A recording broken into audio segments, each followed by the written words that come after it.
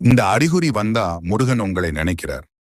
உங்கள் வாழ்க்கையில சில நேரங்கள்ல அப்படியே காரணமே இல்லாமல் சில விசித்திரமான அறிகுறிகள் தோன்றும். அது சாதாரணமா? இல்ல. அது ஒரு தெய்வீக அறிகுறி. நீங்கள் திடீரென்று மனசுல ஓம் சரவண பவா என்று சொல்ல வேண்டும் போல தோன்றுகிறதா? முருகன் படம் அல்லது வேல் எங்க பார்த்தாலும் கண்களுக்கு பட்டுக்கொண்டே இருக்கிறதா? எந்த காரணமும் இல்லாமல் உள்ளத்தில் ஒரு அமைதி மற்றும் தைரியம் வந்து சேருகிறதா?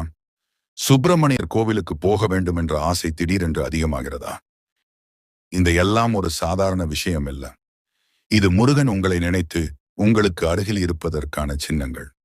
அவர் உங்களுக்கு சொல்லும் செய்தி, நீ பயப்பட வேண்டாம், நான் உன்னுடன் இருக்கிறேன், உன் பிரச்சனைகள் விரைவில் தீரும். இப்போது நீங்கள் செய்ய வேண்டியது, தினமும் 11 முறை ஓம் சரவண பவா ஜபம் செய்யுங்கள். ஒரு சிவப்பு மலர் வைத்து முருகனை நினைத்து பிரார்த்தனை செய்யுங்கள். உங்கள் மனதை நம்பிக்கையா